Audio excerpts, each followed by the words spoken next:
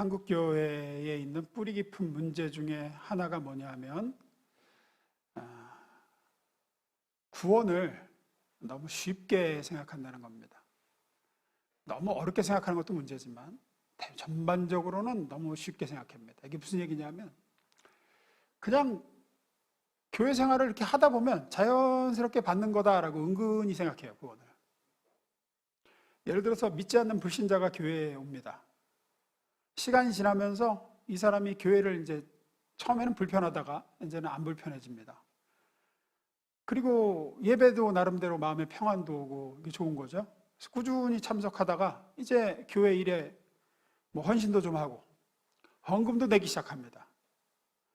그러면 이제 주변에서 이 사람한테 뭐라고 그래요? 뭐가 있다 그래요? 믿음이 있다 그럽니다. 믿음이 있다 그래요. 그래서 당연히 구원받은 사람으로 여깁니다. 그냥 자기도 그렇게 생각합니다. 이제 이게 큰 문제 중 하나입니다. 그냥 교회 다니고 시간이 지나면 자연히 누구한테나 생기는 게 믿음이고 누구나 그렇게 그냥 교회만 잘 다니면 다 받는 게 구원의 은혜라고 생각하는 거예요. 구원의 은혜. 절대 그렇지 않습니다.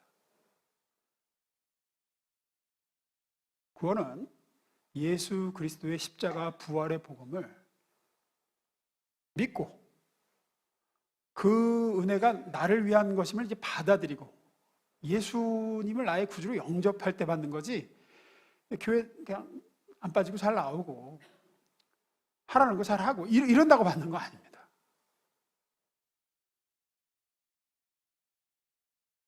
구원의 은혜는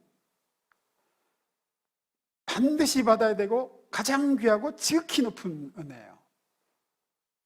우리는 구원은 기본 베이스라고 생각해요. 그냥 교회 다니면 기본적으로 이제 받는 게 구원이고 천국은 이제 끝났고 이제 그 다음에 이제 관심사가 삶의 문제 해결받는 은혜가 훨씬 더 중요하다고 생각하죠. 그걸 더 사모하고 더 크게 생각합니다. 대단히 잘못됐습니다. 여러분이 만약에 이미 정말로 죄사함과 구원의 은혜를 받았다 그러면 그 은혜를 받았다, 내가 죄사함과 예수 안에 있는 구원을 받았다 그러면 설사 하나님이 그렇게 하시지 않으실 게 분명하시지만 설사 이제 남은 이 땅에서의 생이 계속해서 고난과 비참함과 고통의 연속이라 그래도 만약에 죄사함과 구원의 은혜를 여러분이 이미 받았다 그러면 여러분은 그 사실 하나만으로도 남은 생의 어려움과 고통이 계속된다 할지라도 여러분은 감사하고 기뻐하고 감격 속에 사는 게 마땅합니다. 그만큼 죄사함과 구원의 은혜는 그 어떤 우리가 받은 다른 은혜와 비교할 수 없을 만큼 크고 귀한 겁니다. 반대로 남은 이 땅에서의 생이 막 다 어떻게 쓸 수 없을 만큼 돈이 쌓이고 더 어찌 할 수 없을 만큼 만족스럽고 바라는 대로 다 이루어지고 평안하고 그런다고 해도 죄사함과 구원의 은혜를 받지 못했다 그러면 그거만큼 슬프고 절망스럽고 두려움 속에 살아야 될 일이 없는 겁니다. 무슨 의미가 있습니까? 죄사함을 받지 못하고 예수 안에 있는 구원의 은총을 못 받았는데 죄사함과 구원이 가장 중요합니다. 예전에도 몇 번 예를 들었죠. 죄사함과 구원의 은혜를 이미 받은 사람은 그 다음에 뭘 더 받냐 못 받느냐는 아이스크림 이미 사가지고 이걸 빨간 숟가락으로 퍼먹을까 파란 숟가락으로 퍼먹을까 그 차이밖에 없는 거라고. 좀 더 누리고 좀 덜 누리고 좀 더 힘들고 좀 덜 힘들고 이 차이는 이미 구원받은 사람에게는 그 구원의 은혜에 비하면 아무것도 아닌 거예요. 그래서 오늘은 이 요한복음 8장에 나오는 이 가늠하다가 현장에서 붙잡혀온 여인의 이야기를 좀 살펴보면서 우리 죄사함과 구원, 복음을 또 한 번 나눠보려고 합니다. 또 한 번. 수도 없이 전했던 거지만 그래도 또 전해서 이미 구원받은 분들은 다시 감사하고 감격하고 아직 구원 못 받은 분들은 제발 예수 믿고 구원받는 시간 되기를 축원합니다. 첫 번째 읽어봅니다. 시작.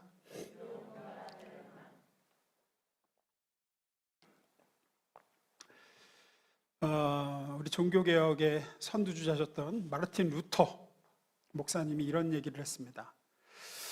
어떤 사람이 진짜 구원을 받았는지 안 받았는지를 알아보려면, 저 사람이 진짜 구원을 받았나 안 받았나를 알아보려면 그 사람이 영적인 두려움과 절망을 경험했는지 안 했는지를 물어봐야 된다. 영적인 절망을 경험하지 않았다 그러면 그 사람은 아직 구원받은 게 아니다. 그렇게 얘기했어요. 이게 무슨 얘기냐면, 주님께서 불신자를 믿게 하시고 구원의 은혜에 이르게 하실 때, 그를 죄사함과 구원의 은혜를 이끄실 때 제일 먼저 하시는 일이 뭐냐? 주님은 그 불신자에게 먼저 영적인 눈을 뜨여서 자신의 죄악된 실체와 하나님의 거룩하시고 완전하신 법을 대면하게 하십니다. 두 가지가 동시에 일어나요. 하나님의 법, 나의 죄악됨. 그래서 그렇게 하나님의 은혜로 눈이 뜨인 사람은 자신이 죄인이라는 사실과 동시에 그런 죄인을 철저히 벌하시는 하나님의 법을 봅니다. 내가 하나님의 법대로라면 심판받고 저주받고 멸망받아 마땅한 존재구나 라는 것을 절감하게 돼요. 그런 사람은 어떻게 되느냐? 필연적으로 영적인 두려움과 절망을 느끼게 돼요. 난 어쩔 수 없는 죄인이고 이 하나님의 법대로라면 나는 저주와 멸망받아 마땅하다. 큰일 났다. 이렇게 느낌이 든다는 거예요. 두렵고 절망스럽고 우리가 어찌할꼬, 내가 어찌할꼬 이렇게 되죠. 이게 바로 구원받은 사람이 경험하는 두려움과 절망입니다. 구원받기 전에는 내가 죄가 없는 건 아니지만 그래도 내가 완전하다는 건 아니다. 내가 이렇게 죄를 한 번도 안 졌다 이건 아니다. 그렇지만 내가 저주받고 멸망받을 죄인이라고는 생각하지 않는다. 이 정도로 대부분 생각을 해요. 나는 의인도 아니지만 그렇다고 쳐 죽일 죄인도 아니다. 그러나 하나님이 찾아오셔서 영안이 열리면 자기 죄가 보여요. 일반적으로 말하는, 세상 사람이 말하는 죄 말고 하나님의 불꽃 같은 눈 앞에서 내가 죄인임을 알아요. 그리고 하나님의 법대로라면 영원한 지옥에 떨어질 수밖에 없는 자라는 사실을 깨닫게 됩니다. 그러면 두렵고 절망스러운 거죠. 이 단계가 반드시 지나갑니다. 오늘 본문에 나오는 가나마다 현장에 잡힌 여인을 통해서 이 절망과 두려움을 우리는 좀 엿볼 수 있습니다. 본문 3절 4절 봅니다. 읽어봅니다. 시작.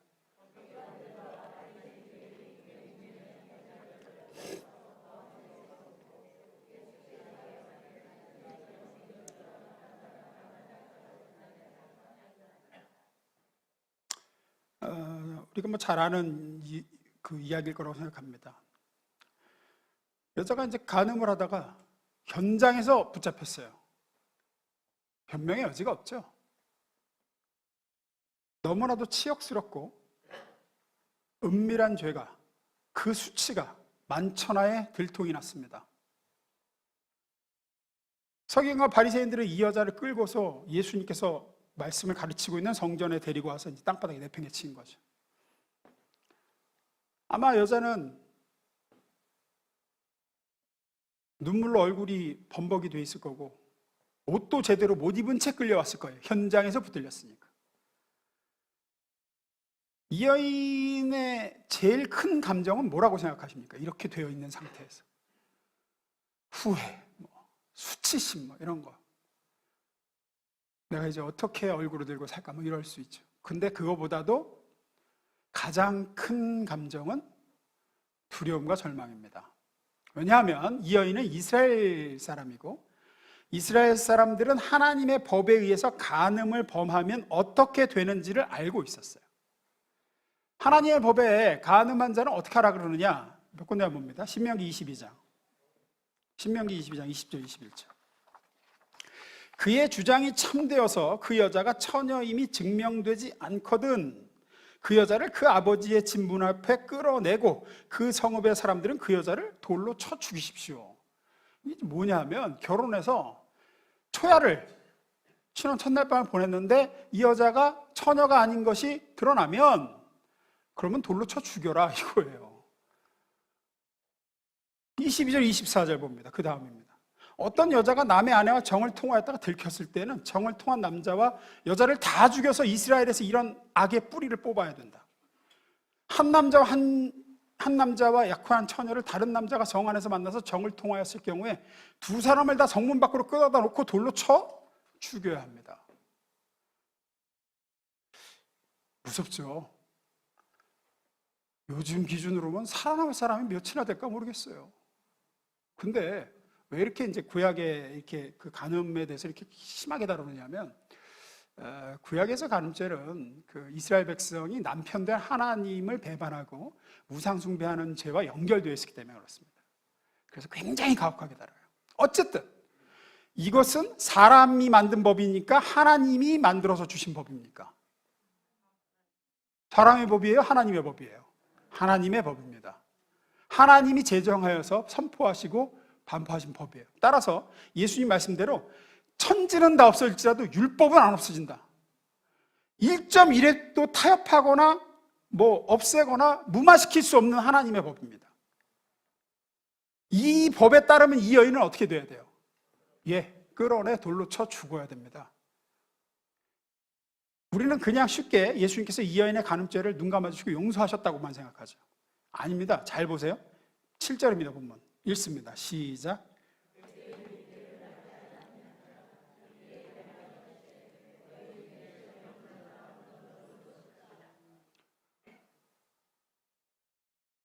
여기서 우리는 쉽게 너희 중에 죄 없는 자가 돌로 치라 이러니까 예수님이 여인이 감싸주신 거라고 생각하는데 사실은 아닙니다. 너희 중에 죄 없는 자가 먼저라는 단어를 빼놓고 한번 읽어보세요. 뭐만 남죠? 돌로 치라예요. 돌로 치라. 그러니까 죄인에 대해서 이 여인의 죄에 대해서 그냥 넘어가시거나 하나님의 법을 타협할 마음은 없으신 거예요. 단지 지금 뭘 얘기하시는 거냐? 너희에게는 심판권이 없다. 왜? 너희도 똑같이 범죄한 죄인들이라서. 하나님이 심판하시지 너희에게 심판권이 있는 건 아니다.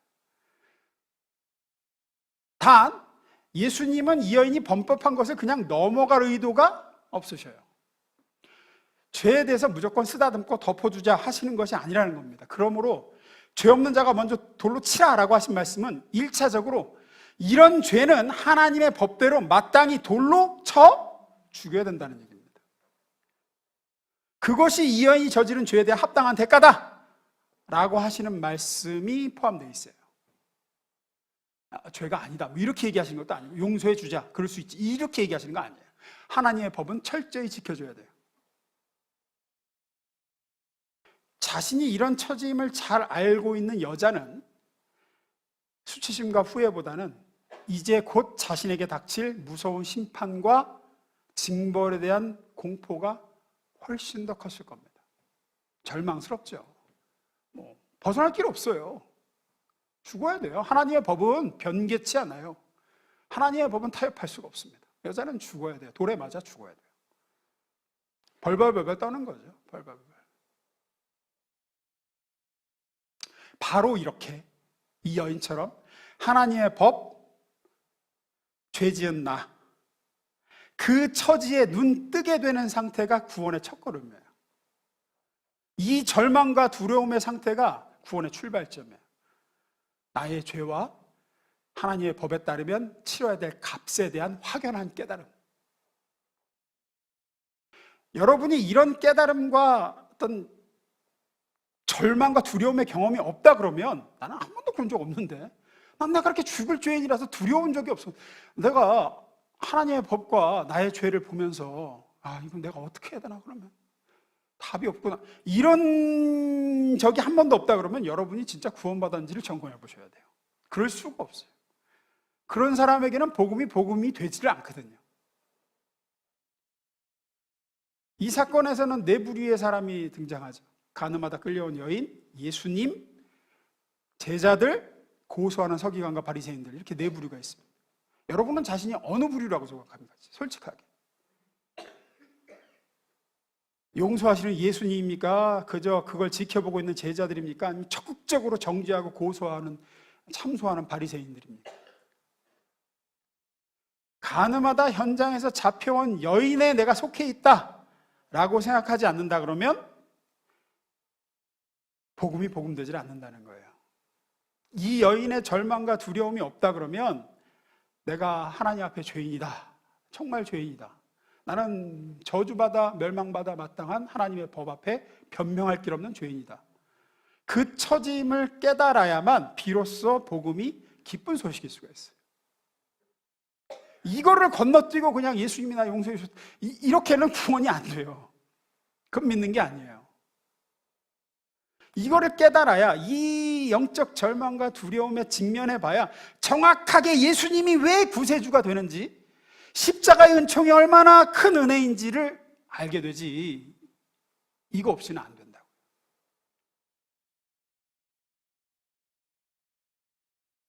성경이 말하는 하나님의 법 앞의 죄는 그냥 일반 사회적으로 흉악한 그런 죄목으로 이렇게 교도소에 들어가 있는 사람들만 짓는 그런 걸 얘기하는 게 아닙니다. 멀쩡하게 평범한 그런 삶을 살아가는 모든 사람들도 하나님의 법 앞에는 절대 사람들 앞에 드러낼 수 없는 그런 죄를 다 가지고 있습니다. 누구도 예외 없습니다. 우리는 알고 지었든 모르고 지었든 드러나기만 하면 얼굴을 들을 수 없을 만한 죄를 다 짊어진 사람들이에요. 가늠하다가 현장에서 붙잡힌 이 여인의 수치와 두려움은 사실 우리 모두 의로우신 재판장 되신 하나님의 심판대 앞에서 우리가 겪을 일입니다. 낱낱이 드러날 겁니다. 마음속 저 깊이 아무도 모르게 저지른 것까지 다 드러날 거라고 성경은 얘기합니다. 이렇게 예배 매주 드리는 경건해 보이는 신자들도 마찬가지입니다. 구약성경 이사야서에 보면 선지자로 부름받기 전에 제사장이었던 이사야가 예루살렘 하나님의 성전에 들어가서, 그때 이제 이스라엘이 막 풍전등화였거든요. 나라를 걱정하면서 막 기도를 하다가 영안이 열립니다. 하나님께서 그의 영안을 열어서 보게 하세요. 그렇게 영안이 열려서 하나님을 만나는 순간에 이사야가 어떻게 되느냐? 절망과 두려움에 사로잡힙니다. 왜냐? 말씀드렸듯이 자신의 죄가 보이고 그 죄에 대한 하나님의 법이 보이기 때문이에요. 6장 5절에 이렇게 선포하죠. 내가 말했다. 재앙이다. 재앙의 날이다. 이제 나는 죽은 목숨이다. 나는 이제껏 하나같이 더러운 말을 일삼았다. 하나님을 모독하기까지 했다. 이 제사장이 이렇게 선포할 정도면 나와 함께 사랑하는 자들도 마찬가지다. 다 썩어빠진 말들, 불경한 말들을 쏟아 놓았다. 그런데 내가 여기서 하나님을 대면하다니, 왕이신 만군의 하나님을, 나름 훌륭한 선지자이며 제사장인데, 나라를 위해서 기도하는 경건한 사람인데 딱 하나님을 만나는 순간 내가 그동안 무슨 말을 하고 산 거야 지금, 내가 무슨 죄를 짓고 산 거야 라고 하면서 두려워하고 절망하면서 꼬꾸라집니다. 만약에 여러분이 나는 그렇게 절망하고 두려울 만큼 죄가 없는 것 같습니다 라고 한다 그러면 그런 분들은 아직 영적인 눈이 뜨이지 않아서 그렇습니다. 자기를 보는 눈도 안 뜨였고 하나님의 법을 아는 눈도 안 뜨였기 때문에 그래요. 그래서 여러분이 정말 구원받은 사람인가를 확인하시려면 여러분이 지금 어느 처지에 있는지를 좀 보셔야 돼요. 나는 가늠하다 붙들려온 여인이라고 생각해 본 적은 없다. 내가 죄 져서 돌에 맞아 죽을 처지에 서 있다고 생각해 본 적이 없다. 그러면 여러분 구원받은 거 아닙니다. 아직. 여러분 아직 복음을 모릅니다. 십자가 은총이 뭔지를 모릅니다. 요거를 알아야 그 다음으로 넘어갈 수 있어요. 우리를 구원하시는 하나님의 은혜와 사랑이 뭔지를 비로소 알 수 있어요. 두 번째 읽습니다. 시작. 말씀드렸던 이 여인은 간음하지 말라 라는 하나님의 법을 어겼고, 법에 따라 이런 자는 끌어내어 돌로 치라라고 하신 법대로 당연히 수치와 모욕 속에 하나님의 법대로 돌에 맞아 죽어야 합니다. 저주받아 징벌받아 마땅합니다. 피할 수 없습니다. 결과 이 여인은 큰 절망과 좌절과 공포만 있습니다. 벌벌 떨고 있습니다. 어디를 봐도 방법은 없습니다. 저지른 건 맞는 거고 자기가 죄를 지은 건, 하나님의 법은 타협할 수 없으니 그렇게 돼야 됩니다. 이때 예수님께서 이렇게 말씀하시죠. 10절 11절입니다. 예수께서 몸을 일으키시고 여자에게 말씀하시되 여자여 사람들은 어디에 있느냐? 너를 정죄한 사람이 한 사람도 없느냐? 여자가 대답하였다. 주님, 한 사람도 없습니다. 예수께서 말씀하셨다. 나도 너를 정죄하지 않는다. 예수님께서 정죄하지 않는다 그러세요. 죄에 있다고 하지 않겠다 그런 뜻입니다. 죄에 있다고, 나도 너를 죄에 있다고 하지 않겠다.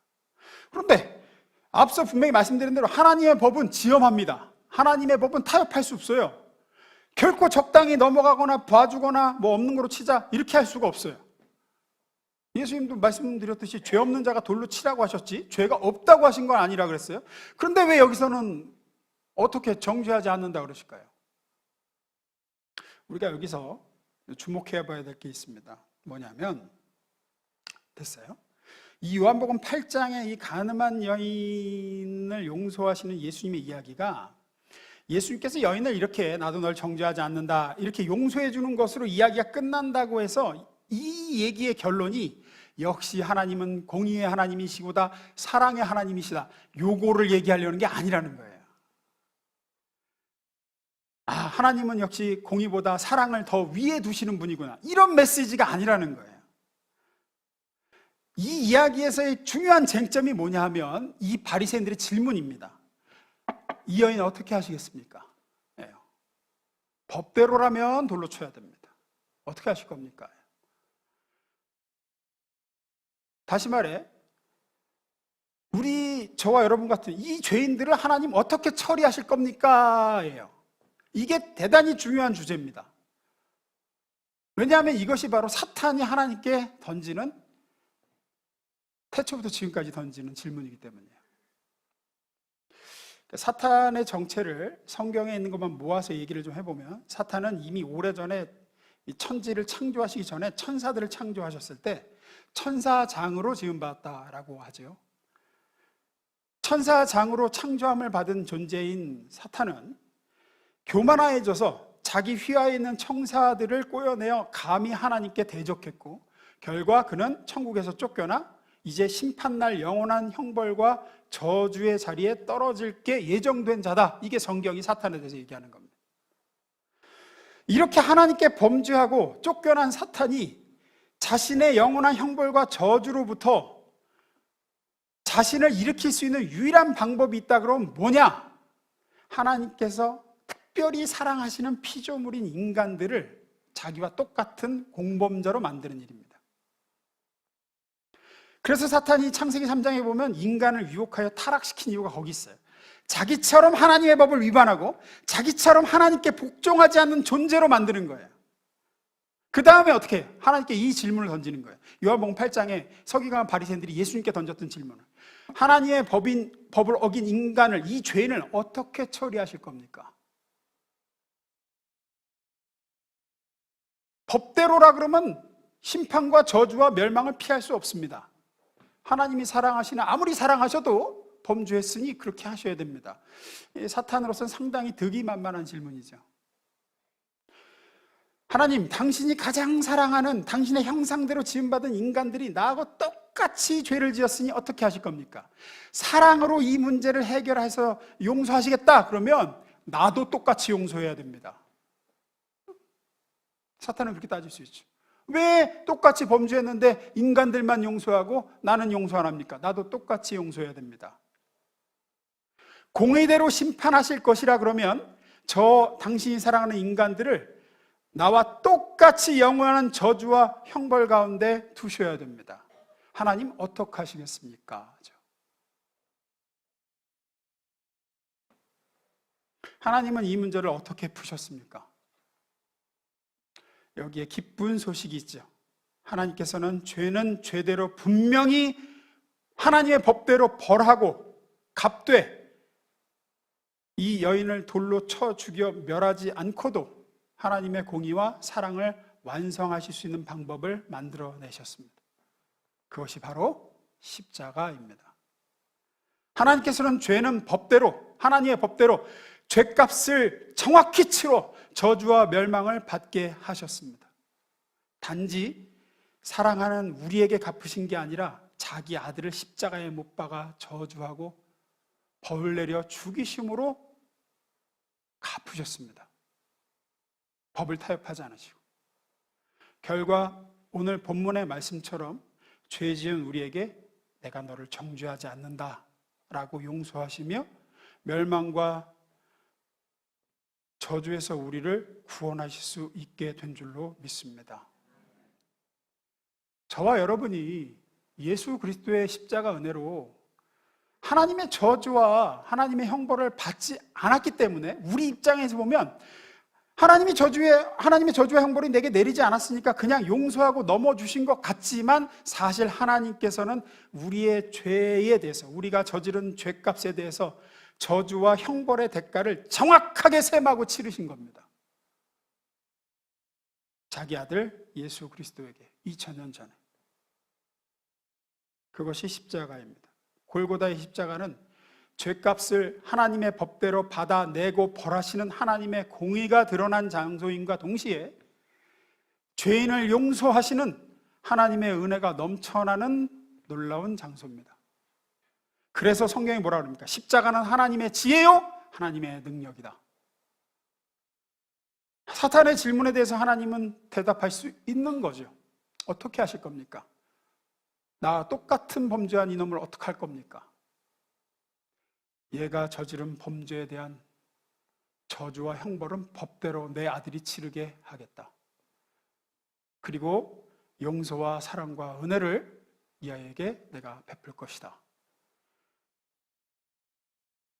하나님께서는 우리와 같은 죄인들을 향해서 십자가 은총으로 인해 나도 너를 정죄하지 아니하노라 라는 말씀을 하실 수가 있게 되셨습니다.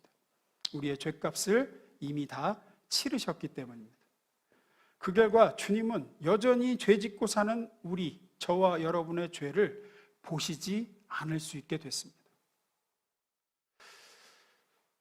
그림을 하나 좀 보여드리려고 합니다. 띄워주세요. 이 그림은 수목화가인 문순이라는 작가분의 그림입니다. 집사님이십니다. 이 그림의 제목은 예수 그리고 우리들의 죄라는 제목입니다. 처음 봤을 때 의아했어요. 다들 의아하실 거예요. 아니, 예수님 눈을 왜 저렇게 해놨나? 왜 가려놨나? 이게 무슨 의미일까? 이분이 예수님의 얼굴을 이제 수목화로 다 완성해 놓고 난 다음에 마음속에 성령의 감동이 오는데 눈을 가려라 라고 그런 감동이 자꾸 오더라는 거예요. 너무 두려웠대요. 내가 어떻게 감히 예수님의 얼굴에 이렇게 쫙 눈을 가리게 할 수 있나? 근데 성령님의 감동을 억제할 수가 없었대요.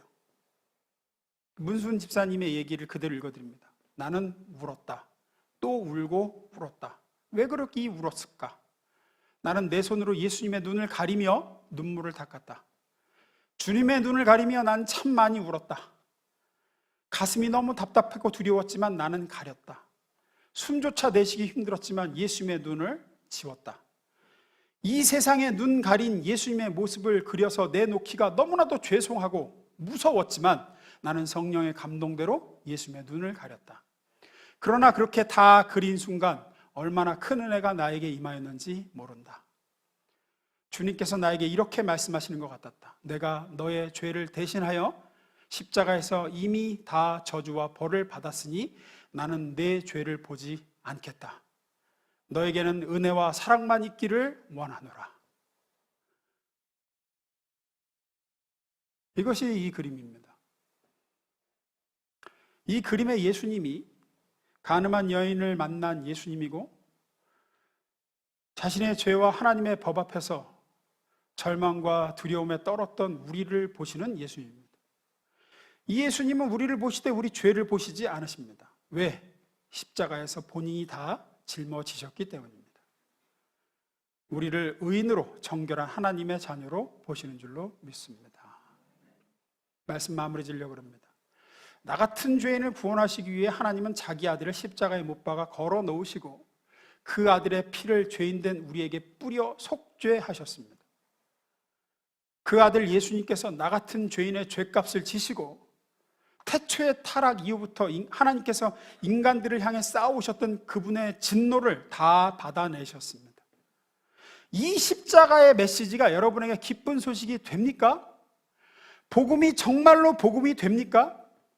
그러려면 내가 하나님의 법을 어긴 죄인임을, 하나님의 법 앞에서 가늠하다 현장에서 잡혀 끌려와 이제 벌벌 떨고 있는 여인과 전혀 다르지 않은 존재임을 깨달은 자들에게만 이것이 기쁜 소식입니다. 예수께서 네가 저지른 모든 죄값을 이미 다 지불하셨다. 평안히 가라. 내가 널 정죄하지 않는다. 그 두려움과 절망을 한 번도 느껴보지 않은 사람은 이 십자가의 복음이 절대로 기쁜 소식으로 들려오지 않습니다. 여러분은 아직도 자신의 죄된 실체를 깨닫지 못한 것이고 하나님의 법이 뭔지도, 영적인 절망과 두려움이 뭔지 모르는 사람입니다. 예수님의 십자가 오른편 강도를 생각해 보십시오. 이 사람이 구원받은 이유가 뭡니까? 23장 41절입니다. 우리가 한 짓을 보아서 우리는 또 이런 벌을 받아 마땅하지만 저분이야 무슨 잘못이 있단 말이냐. 이 사람의 첫 번째가 뭐냐? 자신의 죄가 뭔지를 알아요. 하나님의 법도 알아요. 나는 이렇게 십자가에서 이렇게 고통 가운데 죽어 마땅하다. 나에게는 소망이 없다. 내가 지은 죄가 이런 죄다. 이거를 깨달은 데서 출발을 하죠. 남아있는 건 이렇게 여기 못 박혀서 몸부림치다 죽는 거예요. 그리고 지옥 가는 거예요. 소망 없어요. 하나님의 법대로 그렇게 죽어야 돼요, 자기는.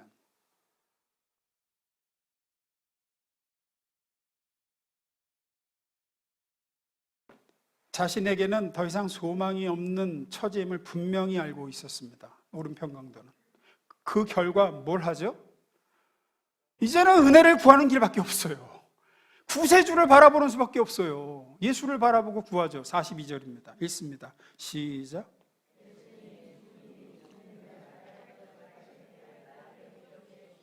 네.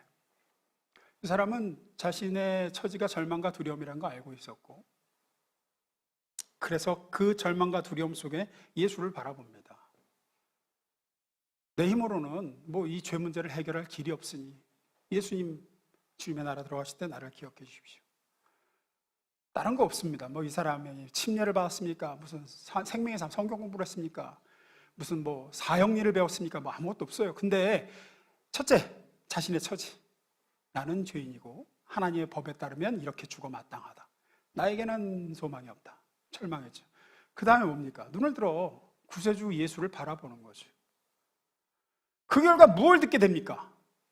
기쁜 소식을 듣게 되죠. 43절. 예수께서 말씀하셨다. 걱정하지 마라. 내가 그렇게 하겠다. 오늘 내가 나와 함께 낙원에 있을 것이다. 이걸 복음이라고 하죠. 이 여인이 들었던 것과 똑같은 겁니다. 나도 널 정죄하지 아니하노라. 이걸 들으려면, 이 복음이 복음되려면 필연적으로 여러분은 여러분이 죄인이라는 사실을 보셔야 됩니다. 여러분의 하나님의 성령께서 아직 그걸 모르는 분들의 영적인 눈을 여사, 우리 성찬 예배 때마다 하죠. 주여 우리의 자신의 누추함과 죄악됨을 알게 하옵소서. 보게 하시기를, 그래서 예수 붙들게 하시기를, 그리고 그 예수님을 통해서 참된 복음의 기쁜 소식을 듣게 되기를 주임으로 축원합니다. 기도하겠습니다.